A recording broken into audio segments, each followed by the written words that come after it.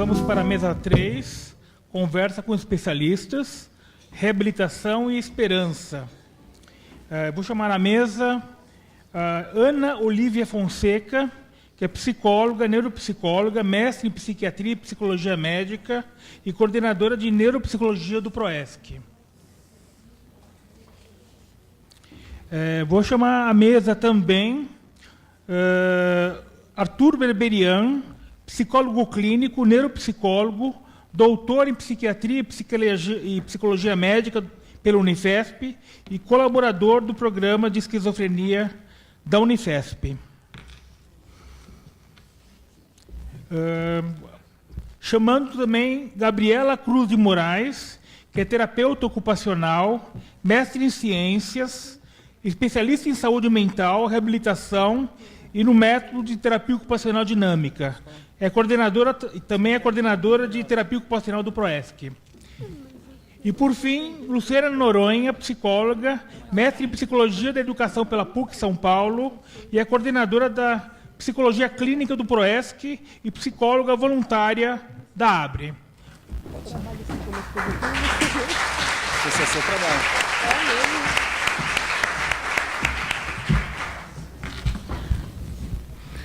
Boa tarde a todos. Boa tarde aos que nos acompanham pela internet também, né, que tem enriquecido bastante. Ninguém aqui preparou nenhum slide de apresentação, porque a ideia é que a gente possa realmente abrir para um diálogo e que vocês possam enriquecer nossa discussão com as perguntas de vocês. Mas é preciso saber o que a gente faz, né, enquanto intervenção.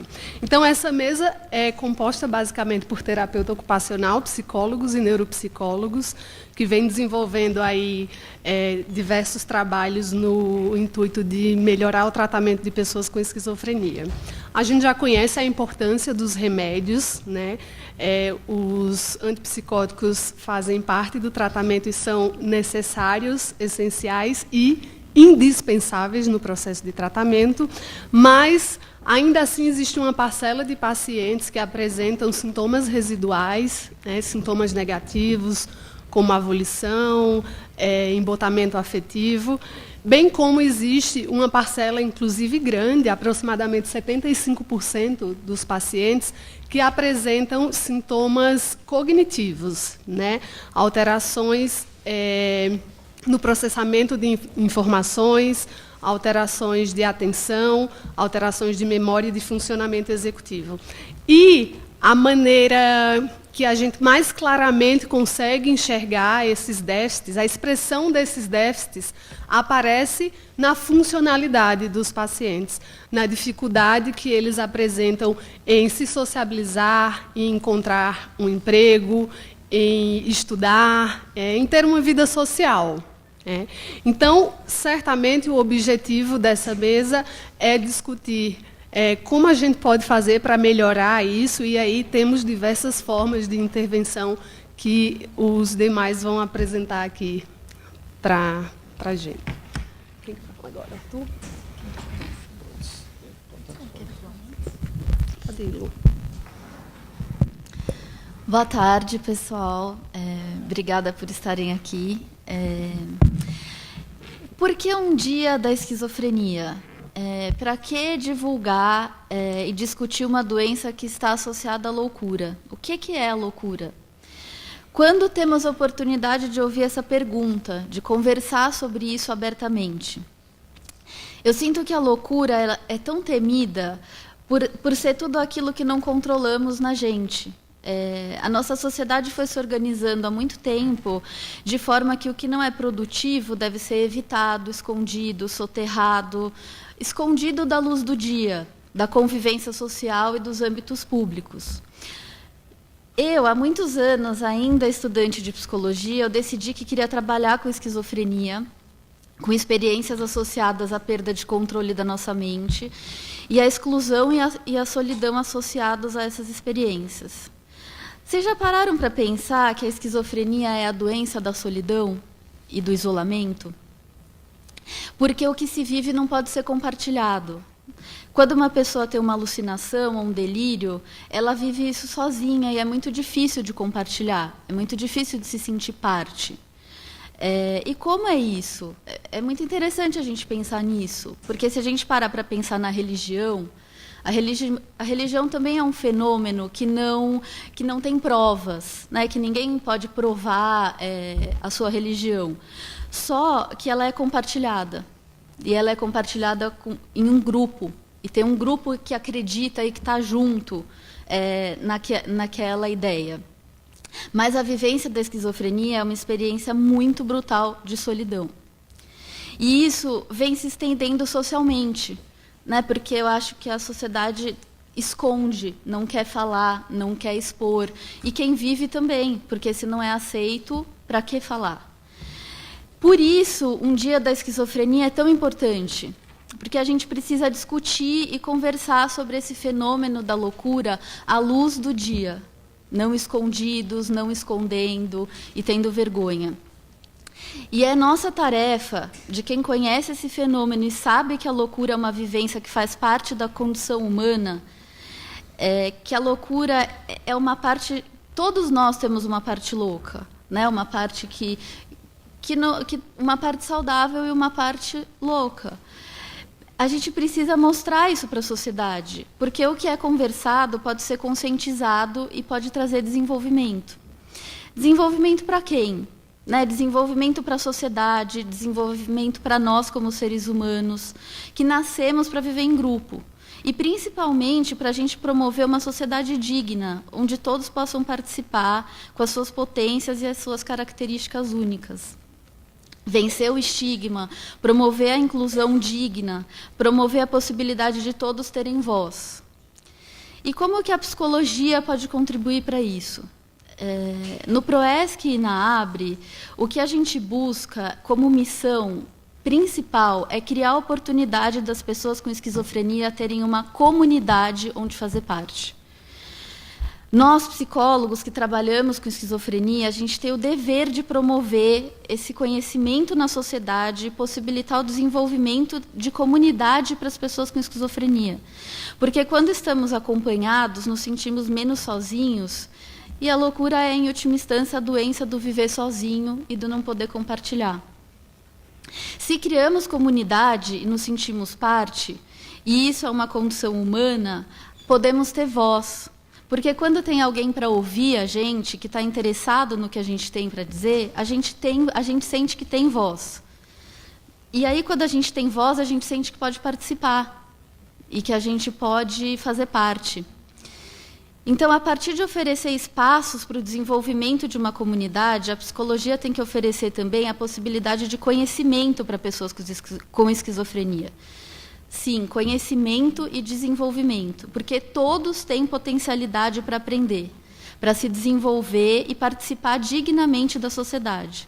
Cada pessoa pode descobrir o que tem para oferecer para o mundo e poder participar com as suas potências e as suas fragilidades. Nós temos a obrigação de oferecer espaços e condição para as pessoas com esquizofrenia se desenvolverem. E como a gente faz isso? Acreditando que elas podem. Usando os nossos recursos profissionais para que elas desenvolvam a esperança em si mesmas e na comunidade em que elas participam. Oferecendo ferramentas das quais dispomos, como profissionais e como pessoas, para que elas aprendam que elas também dispõem dessas ferramentas e que podem aprender a usá-las. E precisamos lutar com força para abrirmos espaço para que elas tenham voz. Precisamos ouvir e aprender o que as pessoas com esquizofrenia têm a ensinar sobre a condição humana, a nossa condição, que muitas vezes tentamos esconder de nós mesmos. A solidão, o não se encaixar, o não pertencer. E precisamos disso à luz do dia na nossa sociedade. Uma vez perguntaram para um dramaturgo brasileiro muito famoso, Nelson Rodrigues, por que ele escrevia peças tão violentas e que expunham a violência, a sexualidade. E ele respondeu que ele fazia isso porque se as pessoas vivessem a loucura e a violência da plateia, se isso fosse explorado e conversado abertamente através da arte, nos diálogos, que isso libertaria a sociedade de estar refém dessas coisas, e dessas coisas terem que ser vividas às escondidas. Eu acredito que essa ideia serve para todos os fenômenos humanos, e principalmente para os fenômenos ligados à loucura, como a esquizofrenia. Precisamos falar da esquizofrenia à luz do dia, para dar voz às pessoas que vivem e convivem com ela, para que a sociedade perceba que a loucura não é perigosa, algo a ser evitado e isolado. Ela é uma parte da condição humana, e as pessoas que vivem com ela têm muito a nos ensinar sobre a nossa condição, de todos nós. Outro dia, no grupo Projeto de Vida, que é o grupo que eu coordeno na ABRE, onde o nosso objetivo é trabalhar, construir voz e fazer projetos de vida. Outro dia a gente estava conversando e o João, que é um colaborador querido do grupo, disse: eu tenho muito a ensinar sobre a solidão. Se o João puder ter voz, e pode ter voz, para contar para a sociedade o que ele aprendeu sobre a solidão, ele deixa de estar sozinho, ele deixa de estar isolado. E quem tem a dizer pode fazer parte de como vivemos e de como podemos aprender com isso. Para terminar, e acho que para concluir isso que eu estou dizendo, ontem eu estava dirigindo para casa e eu vi um letreiro, né, à noite, escrito Dia da Esquizofrenia. E eu fiquei muito emocionada de estar fazendo parte desse movimento que é dar voz e participação para que as pessoas com esquizofrenia possam nos ensinar sobre elas, sobre nós e sobre um lado da condição humana à luz do dia.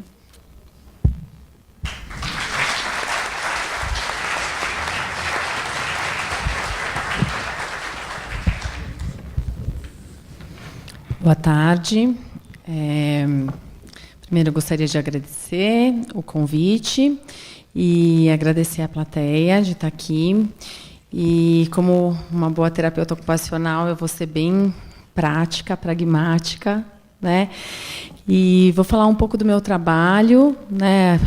Inclusive para suscitar aí questões, para a gente conversar. Vou ser bem sucinta, tá? E abro o espaço depois para as perguntas e conversa.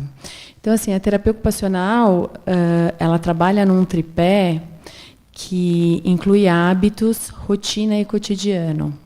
A gente diferencia esses três conceitos acreditando que, para a gente ter uma vida saudável e produtiva, a gente precisa conseguir construir hábitos saudáveis, uma rotina que seja satisfatória e um cotidiano significativo na nossa história e na nossa relação com as pessoas. Pensando nisso, a população que geralmente chega para a terapia ocupacional, em específico as pessoas que têm esquizofrenia, chegam para a gente com um dia a dia muito esvaziado, né? Esvaziado de atividades, esvaziado de relações, né? As relações geralmente estão bastante restritas ao círculo familiar, as atividades estão restritas muitas vezes a fumar um cigarro, 1, 2 maços, às vezes 3 maços por dia, ficar sentado no sofá ou deitado na cama. A gente tenta, com isso, também entender como é que está o hábito dessas pessoas, e a gente também encontra pessoas com hábitos adoecidos, não só pelo uso de cigarro, mas pelo pouco autocuidado. Muitos deixam de tomar banho, de escovar os dentes, de pentear o cabelo, enfim, de se cuidar. Então, o trabalho da terapia ocupacional, ele tenta construir, a partir do interesse e das habilidades dos sujeitos, hábitos que sejam saudáveis, que a gente compartilha, mas também uma rotina que seja significativa para aquele sujeito, que tenham atividades que façam sentido. Então, a gente constrói com cada um que está com a gente atividades que são significativas para eles, né? Não é só sugerir fazer, né? Porque sugerir fazer, a gente sugere, né?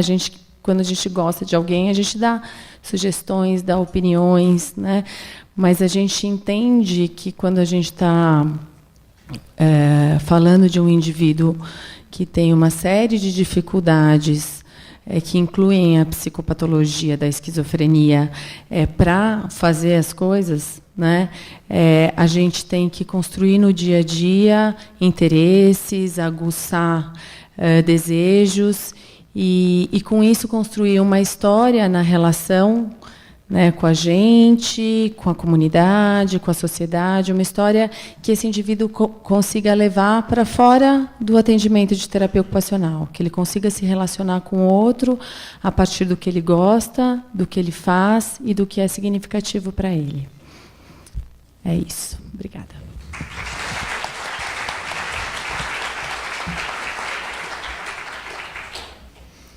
Bom, pessoal, boa tarde.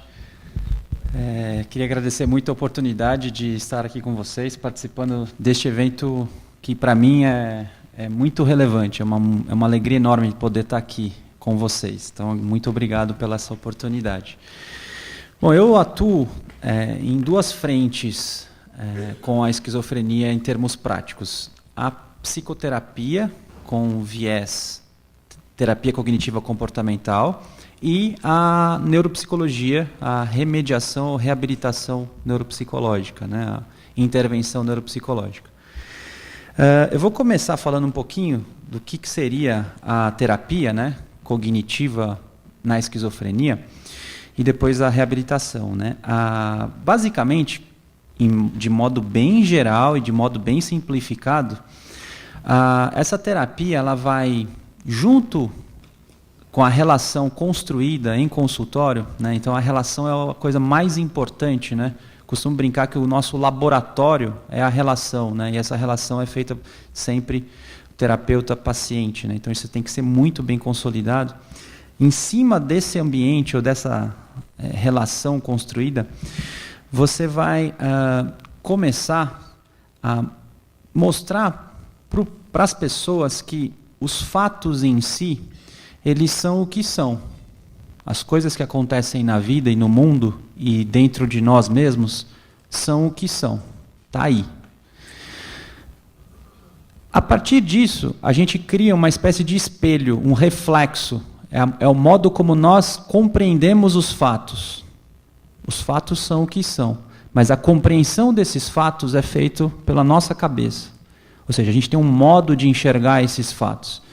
Esse mesmo fato, se uma outra pessoa vivenciar, ele vai representar esse fato de outro jeito, né? Por exemplo, se eu tropeçar e cair, algumas pessoas vão achar graça do fato, outras pessoas vão ficar tristes do fato.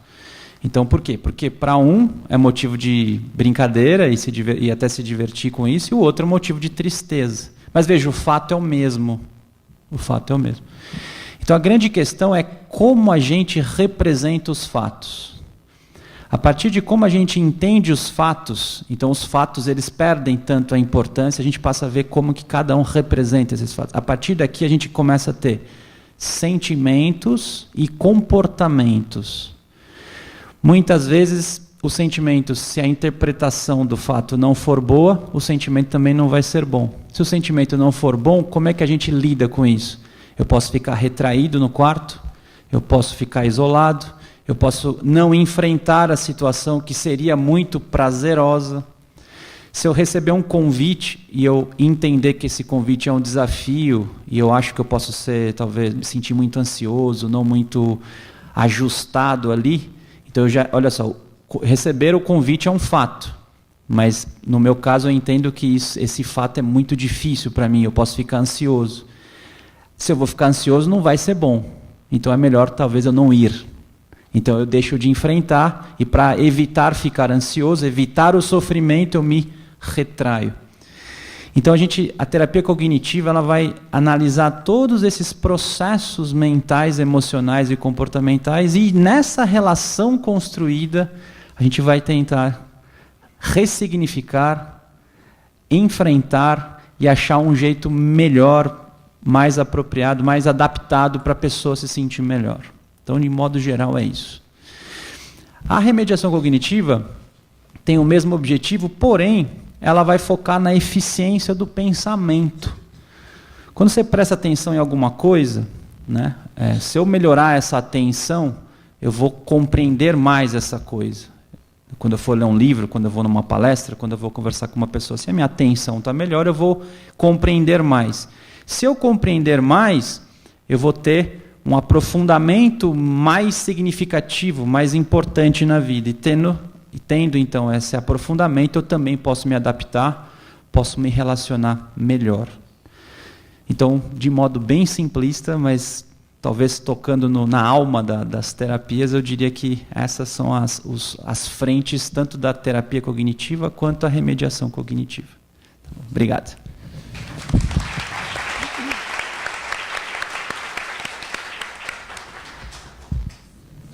Já tem algumas perguntas aqui, mas só complementando o que o Arthur falou, né, sobre a remediação cognitiva, os treinos de remediação cognitiva foram desenvolvidos para aprimorar o funcionamento da cognição, mesmo memória, atenção, inicialmente com treinos computadorizados ou a lápis e papel, são exercícios mesmo que são realizados com o objetivo de melhorar a cognição. E tinha um objetivo também de que houvesse uma generalização desses ganhos, né? E, a rigor, esse modelo inicial, só com treinos, não promoveu esse efeito, apesar de se tratar ainda de uma forma de intervenção que é utilizada, não tem contraindicação, tem efeitos neuroprotetores. No entanto, essa forma de terapia, ela tem é possível verificar bons ganhos, bons desempenhos, quando ela está associada com outras formas de intervenção, como a terapia cognitivo-comportamental ou até mesmo a terapia ocupacional. Tem algumas perguntas aqui. Alguém perguntou se na mesa algum participante tem vivência com mindfulness. Eu não tenho. Alguém tem? Arthur, tem? Os, né? Tem. Isso. Você não tem, Arthur? Eu não tenho tanta experiência, mas já fiz alguns treinamentos. Ajuda? Um pouco, talvez?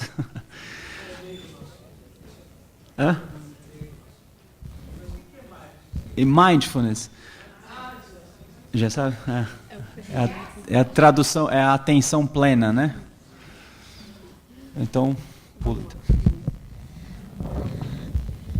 A pergunta é: olá, como mãe de uma pessoa estável com esquizofrenia faz 17 anos, o que você entende como loucura na sua palestra? Eu entendo a loucura como um fenômeno mental e também como um fenômeno social. Eu vou me ater aqui a um fenômeno mental.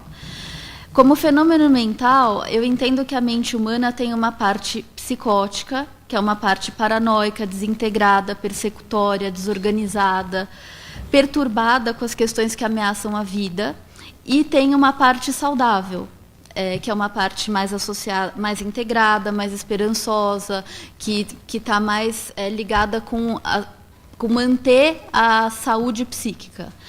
Eu entendo que a loucura se instala, esse fenômeno da loucura se instala quando a parte psicótica do cérebro ela ganha da parte saudável. Ou seja, quando ela predomina sobre a parte saudável do cérebro. Aí eu entendo que a loucura se instala como uma doença. Por isso que quando eu digo que a loucura é parte de todos nós, é porque, a partir da minha concepção teórica e epistemológica, a loucura é parte, né? Todo o cérebro, toda a mente tem uma parte psicótica e uma parte saudável. A doença relacionada à loucura é quando essa parte psicótica predomina sobre a parte saudável. Eu uso o termo loucura como um termo socialmente associado a algumas determinadas vivências humanas e que eu acho que eu escolho esse termo porque é um conceito muito disseminado e que, de alguma forma, fala de determinados fenômenos que eu acho que é importante a gente discutir, justamente para a gente tentar vencer esses preconceitos. Eu acho importante, eu construí assim a minha fala, porque eu acho importante a gente trazer à luz para a sociedade que uma doença, por exemplo, como a esquizofrenia, que está associada à loucura, não precisa ser vista de um modo negativo. Eu acredito que socialmente, historicamente, sim. Por exemplo, eu estou me baseando... É um estigma, mas também... é um estigma, mas também é um conceito desenvolvido historicamente. Por exemplo, nessa fala que eu estou fazendo, eu estou baseada num filósofo que chama Foucault, um filósofo alemão que escreveu um livro que chama A História da Loucura. E ele discute o conceito de loucura há muitos anos. Mas ele discute o conceito da loucura, que eu acredito que seja um conceito importante para ser discutido quando a gente está falando de esquizofrenia. Vou aproveitar essa deixa para falar, responder as perguntas que vieram direcionadas a mim como terapeuta ocupacional, já que lido com essas experiências do fazer. Né? Então, a primeira pergunta que eu recebi foi sobre arte-terapia. A pergunta é: a arte-terapia pode ser um diferencial para um portador de esquizofrenia? Eu não sou arte-terapeuta, então não sei se eu sou muito capaz de responder essa pergunta, porque arte-terapia e terapia ocupacional são coisas diferentes, são intervenções diferentes. Né? Então, eu não entendo se é um diferencial para o portador de esquizofrenia ou não. O que eu consigo dizer é que, se isso for o desejo de quem tem esquizofrenia, né? Fazer arte-terapia, viver um processo de arte-terapia que nada mais é do que um processo de terapia com arte, né? Acho que é uma boa tentativa. Eu não sou arte-terapeuta, mas eu trabalho com atividades. Dentre elas, às vezes são atividades artísticas, manuais, né? E o que isso eu posso dizer, né? Quando é de interesse da pessoa fazer esse tipo de atividades, ela sempre compõe, né? Nessa construção de um dia a dia mais desejoso, né? E que tem aí sempre a vontade. Uhum. Imagina. A outra pergunta direcionada à terapia ocupacional foi: por que há tão poucas terapias direcionadas ao sexo masculino? Na verdade, eu não acho que a gente classifica as terapias para o sexo feminino ou para o sexo masculino. Às vezes, a terapia ocupacional ela é muito identificada para as mulheres quando a gente pensa na terapia ocupacional com as atividades manuais, né? Como se a terapia ocupacional fosse restrita às atividades manuais. Então, assim, a terapia ocupacional, e acho que todas as outras terapias, eu não conheço alguma terapia que seja direcionada a um gênero, né? Seja masculino, feminino, enfim. Todas as terapias elas são direcionadas às pessoas, né?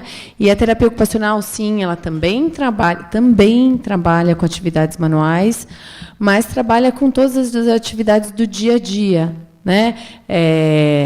Sair ao cinema, ir à padaria, jogar futebol, ir à faculdade, ir à escola, e trabalhar. Todas essas atividades fazem parte de um repertório de um terapeuta ocupacional. Então, essa construção ela é indiferente para o sexo masculino ou feminino. Eu, inclusive, luto muito contra esse estigma da terapia ocupacional, porque eu acho que sim, né? Em algumas instituições a gente fica muito restrito a algumas atividades, e é o que você falou, às vezes mulher não gosta de atividade manual, não gosta de trabalho manual, né? Então, por isso que na minha fala eu dei muita ênfase ao desejo, né? A construir algo que seja significativo para aquele sujeito, né? Se vai ser o crochê, ótimo, mas se for jogar futebol, ótimo também. Se for ir à faculdade, ótimo também. Entende? A terapia ocupacional ela é conhecida historicamente por receber principalmente pacientes com sintomas negativos, né? Porque eu entendo que a gente é o profissional que tem instrumentos para provocar esses desejos, né? A gente tem um setting que é muito provocador, né, que geralmente tem muitas possibilidades de atividades. É uma construção muito pessoal, né, e muito individualizada. Então, não consigo te dar uma resposta como fazer isso, né? Eu só conseguiria te dar essa resposta se eu conhecesse ele, e aí a gente conversaria sobre isso, porque o que vai provocar o desejo nele ou no filho dela, né, que estava lá no hospital dia fazendo crochê, ou qualquer outra pessoa, faz muito uma referência à história daquele sujeito, o que ele tinha de repertório antes, né, do adoecimento, quais são os desejos dele, como ele se entende como pessoa e como ele quer ser visto na vida e na comunidade e na família, né? Então, é um pouco a conversa sobre tudo isso, né? Então, eu não consigo dar uma resposta especificamente para ele. O que eu consigo dizer é que o nosso trabalho ele é construído a partir desta conversa, né? Dessa conversa que eu estou dizendo, não conversa concreta, até porque a gente usa muitas atividades para descobrir esses desejos. Mas na história antes, né, do adoecimento, na história do adoecimento e no que este indivíduo quer para ele mesmo, para o futuro. Tá bom? Não sei se eu respondi. Sou Marisa, sou psicóloga, né, dentro de um centro terapêutico comunitário, dentro de um centro de acolhida da prefeitura. E lá nós recebemos um rapaz que ele tem hoje 42 anos. Ele teve a sua primeira crise com 12 para 13 anos. Ele passou por 61 internações. Hoje ele está em situação de rua, porque a família desistiu, né? A família disse a ele, você não tem mais jeito, e desistiu. Ele está na rua, ele não consegue aderir tratamento no CAPS. Aí, assim, eu fico escutando muitas mães aí que estão aí com seus filhos, né, na luta. E essas pessoas que estão em situação de rua, com essa demanda, como que a gente tem esse suporte para olhar, para encaminhar, para atender essas pessoas? Acho que é uma questão bem social, né? Não sei, já teve uma época aí de políticas de internação compulsória, mas hoje não sei exatamente como está com os CAPS 3, né? Voltou? Isso, exato. Então, eu acredito que seja uma questão mais social.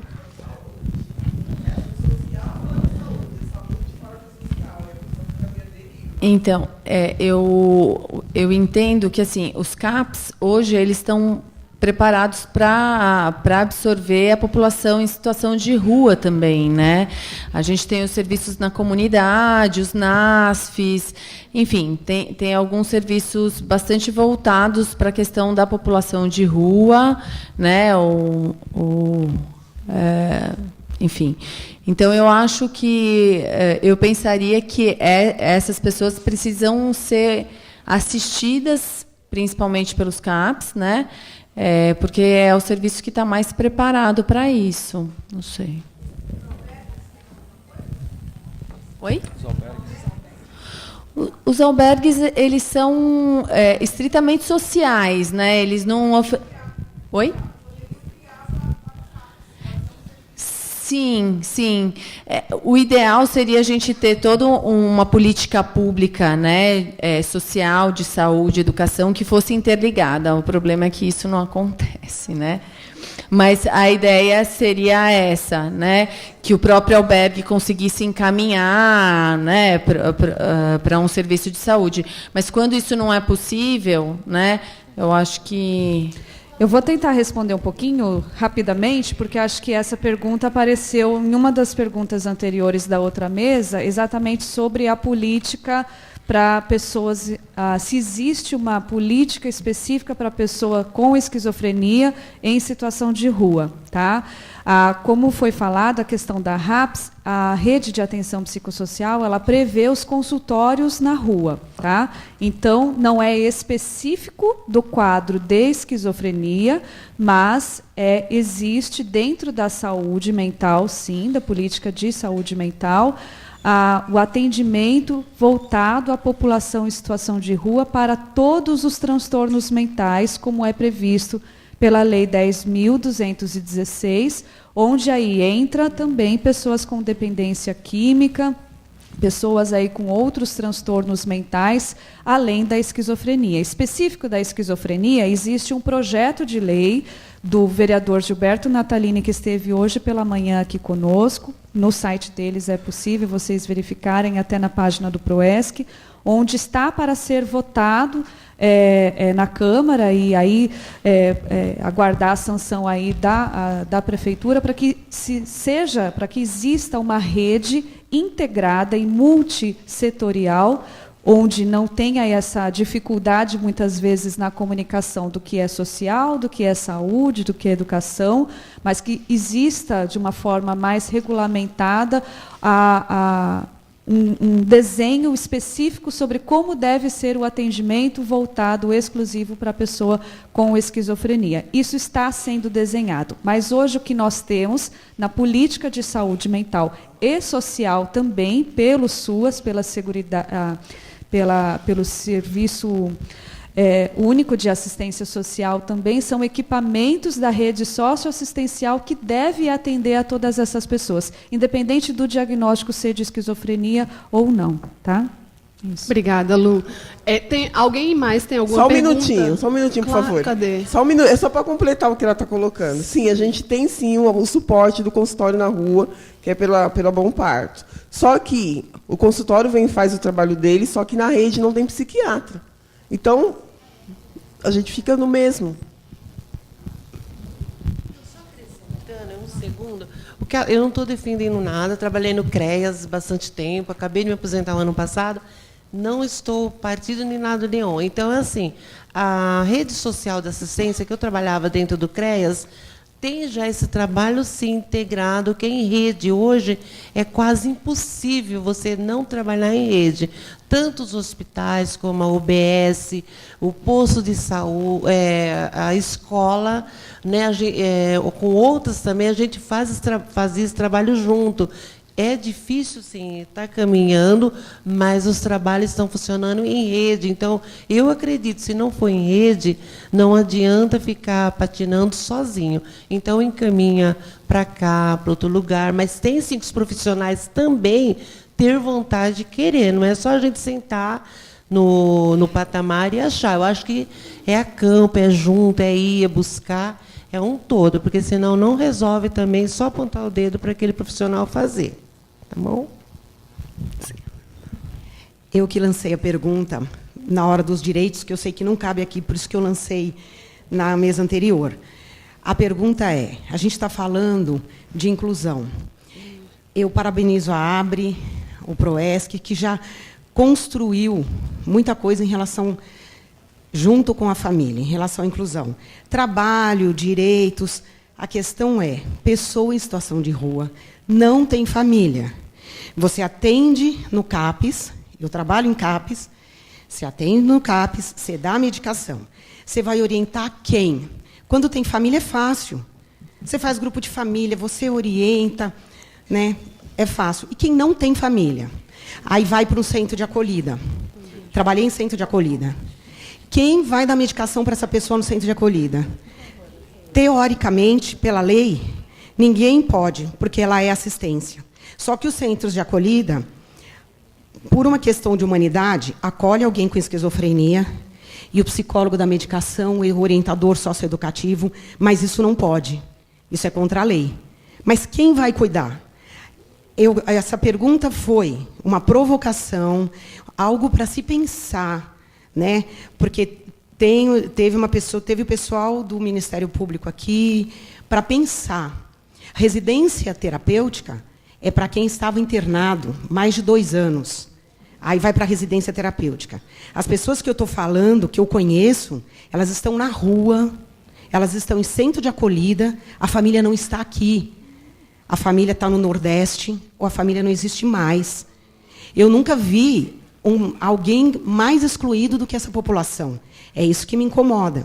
Né? Porque, tipo assim, eu venho do PROESC, eu venho da ABRE, eu achava que sabia o que era exclusão, mas a hora que eu cheguei na assistência, que eu vi essa população na rua, e a maioria das pessoas com esquizofrenia que estão na rua usa alguma substância. Você não tem um local para acolher. Então, é só para pensar né, que política que a gente pode desenvolver para acolher essas pessoas. Vocês não acham que é justamente a gente se fortalecendo enquanto uma rede de pessoas que lida com essa questão, que pensa essa questão, que a gente vai poder propor algo nesse sentido? Porque eu vejo por aí. Tem alguém pedindo a palavra aqui também. Eu, como mãe, eu vejo, lá perto de casa tem uns 3, que eu vejo falando sozinho, eu vejo correndo, eu vejo pedindo alimento, ele não pede nem dinheiro. E me dói o coração, me corta o coração, porque eu vejo meu filho lá, que quase foi para a rua, quando a gente descobriu que, a princípio, era droga, e aí ele ia para a rua, e a gente internou, e eu vejo meu filho ali, que se tivesse ido para a rua, estava na rua até hoje, sei lá eu aonde. Quando você falou, tem gente de outro estado, muita gente. Eu já ajudei um lá perto de casa, que a família procurava, de Bragança, e a família, como era de Bragança, não conseguiu internar esse rapaz. Não tinha como dar a medicação. Então, quando vocês falaram isso da medicação, tudo, me coloquei no lugar dessas mães, e eu pergunto aqui, o que fazer com essas pessoas? Porque não tem, lógico, a gente não é... Eu sou contra a instituição manicomial de deixar lá para sempre, mas sou a favor de residências para essas pessoas, que elas possam ser tratadas, que existam cuidadores, né? Eu sei que é difícil para o Estado e tudo mais, mas eu lanço aqui essa questão. O que fazer com essas pessoas? Tem tempo para mais? Não. Eu acho que, se alguém tem mais... O nosso tempo está praticamente esgotado. Se tiver alguma pergunta, eu acredito que a gente tem que direcionar um pouco mais para as questões das intervenções que a gente apresentou aqui agora. Eu acredito que todas essas colocações são extremamente relevantes. Como vários de vocês já falaram, tem aí os CAPs acolhendo essas pessoas, mas tem uma questão social muito importante que... nós não vamos conseguir responder vocês nesse momento, e sim as questões das intervenções alternativas, das intervenções complementares. Oi, sou Zazá, da AME, Mãos de Mães. Antes da AME, eu trabalhei 16 anos na associação Minha Rua, Minha Casa. Não sei se vocês conhecem. Era um abrigo embaixo do viaduto do Glicério, onde nós atendíamos 300 moradores de rua por dia. Nós dávamos café da manhã, banho, roupa limpa, psicólogo, médico. Se precisasse de alguma medicação, nós levávamos na Santa Casa. E, durante 16 anos, nós fizemos esse trabalho, até o governo do prefeito Haddad, que ele desmontou o nosso pavilhão embaixo do Glicério. Sim, eles trabalhavam durante a semana para fazer as vendas das terapias ocupacionais que eles faziam durante o dia, durante a semana. Eles vendiam no domingo. E aí nós tivemos que, infelizmente, fechar durante o governo Haddad, porque ele nos dava R$150 mil, e ele resolveu que nós estávamos incentivando as pessoas a morar na rua. O ofício dele foi esse, para a nossa diretoria. Vocês estão incentivando moradores de rua. Só que o morador de rua hoje, ele mudou o perfil dele. Ele não é mais um morador de rua. Ele é esse morador de rua que alguém disse aqui, que precisa de assistência de saúde. Então, talvez o nosso projeto já não fosse tão necessário assim, porque nós não tínhamos condição de atender pessoas necessitando de saúde, né? E de remédio, de medicação, de antitóxicos, antidrogas, enfim. Mas eu quero só colocar aqui que esse programa existiu, foi muito bem sucedido, e, infelizmente, nós perdemos porque nós estávamos incentivando os moradores de rua.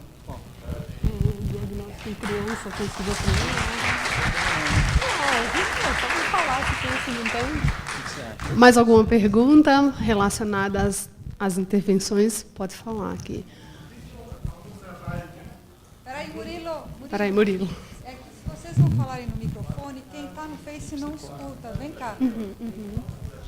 Não chama se você não, sem psicose, né? Já foi. Ele deve ser acompanhado, né? Obrigada. Senão as pessoas... Oi, existe algum programa que visa a recolocação a recolocação social das pessoas após a saída dos CAPs, essas coisas? Ou vocês estão planejando alguma coisa do tipo?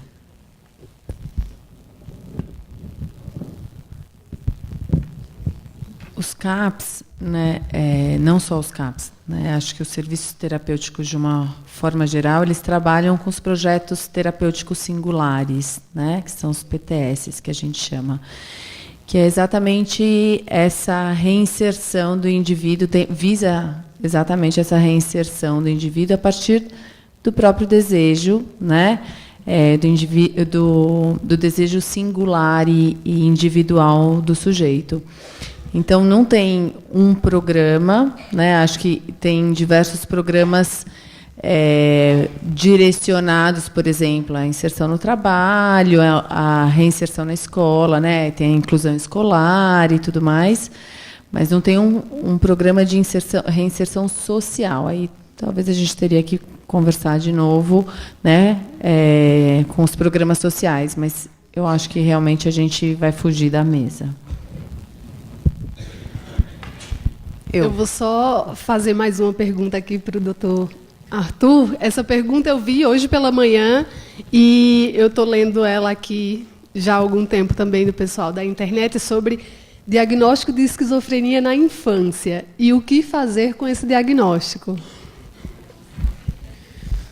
Então, o que a gente parece que consegue compreender é que existe a psicose infantil, né? O que não é a esquizofrenia na infância, né? Então, o fenômeno da psicose na infância existe, é possível acontecer, né? Alguns familiares relatam, trazem isso em consultório, mas é uma criança que, tendo esse episódio psicótico e tratado adequadamente, principalmente por um psiquiatra infantil, né? Ela deve ser acompanhada, né, pela equipe, né, multidisciplinar, essa criança com bastante cuidado tem que ser seguida para que a gente possa ter todo o trabalho aí, né, de prognóstico, né, de reversão não sei se é a palavra, mas de estimulação para que no futuro ela tenha um melhor desenvolvimento, né? Mas então, respondendo objetivamente, não, né? Não teria o diagnóstico em si, sim psicose, mas não esquizofrenia. Comprovada a psicose infantil, né? Não, tem.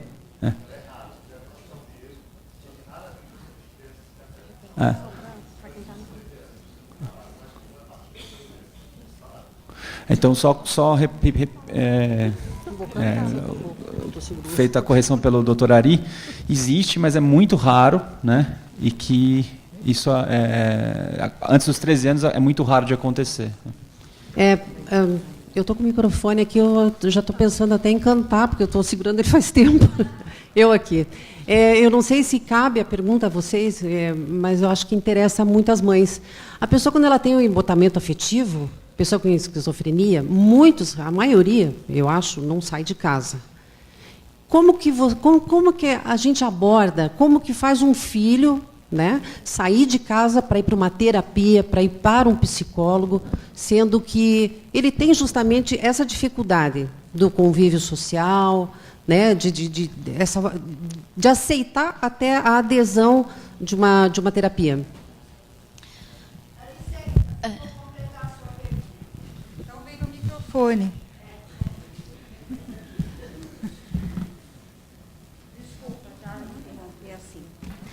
Foi justamente essa pergunta que eu direcionei na hora que eu pedi para a terapeuta que acompanha o meu filho. Um dos sintomas da esquizofrenia é a falta de vontade. Uhum. Eles não têm, falta driving, palavra usada por um especialíssimo doutor Del Porto, aqui da casa. Né? Se ele não tem driving e ele não tem vontade, como que você faz isso? De que forma? É sintoma essa falta de vontade. Eu vou só tentar responder um pouquinho da minha parte, eu acho que esse é realmente uma das questões mais difíceis que a gente tem para lidar com a esquizofrenia, porque justamente engajar num tratamento tem a ver com conseguir sair e se engajar num tratamento. Eu acho que é um desafio muito grande, talvez o maior desafio das famílias desse ponto de vista, de continuar vivendo, de continuar tentando se engajar, tentando engajar o filho, e é um sofrimento muito grande de ver a pessoa sem sair, de ver a pessoa sem esse ânimo para tentar. O que eu acredito que a gente tem como ferramenta, a gente não pode desistir de tentar um vínculo terapêutico que vingue. A gente tem que tentar um vínculo terapêutico que vingue. Um dos maiores recursos que a gente tem quando a pessoa está muito embotada em casa é tentar um AT, um acompanhante terapêutico. Essa é uma ferramenta que, embora ainda seja um pouco restrita, tem muitas redes comunitárias se desenvolvendo nesse sentido, e a gente precisa tentar investir num vínculo terapêutico que possa tirar a pessoa desse embotamento, e geralmente, a nossa experiência no PROES, que a gente tem uma equipe de ATs hoje, de parceiros ATs participando, o AT costuma enfrentar essa questão e conseguir furar essa dificuldade e fazer um vínculo para tirar a pessoa de casa. O acompanhante terapêutico, ele faz o acompanhamento justamente fora do âmbito comum do tratamento. Então, ele vai em casa, ele faz passeios, ele faz atividades que geralmente a pessoa não consegue fazer. Conclui. Ana. Pessoal, eu sei que tem muito interesse, eu sei que a gente discute esses assuntos, principalmente se for mais pessoal, são casos, né, que vocês estão enfrentando no dia a dia, mas a gente tem que encerrar a mesa, tá? Porque eu acho que o assunto da mesa já se esgotou. Eu acho que se vocês tiverem dúvidas, e sobretudo dúvidas muito individuais, vocês podem procurar os profissionais e abordar eles diretamente, porque a gente acaba tendo que zelar aqui pela organização do evento como um todo, né? E o interesse da maioria. Eu queria parabenizar os palestrantes, a mesa, eu acho que é um tema claramente que gera muito interesse, porque ele vai diretamente ao encontro, ele vai direto às necessidades que a maioria das mães e dos pacientes precisam e enfrentam no dia a dia, tá bom?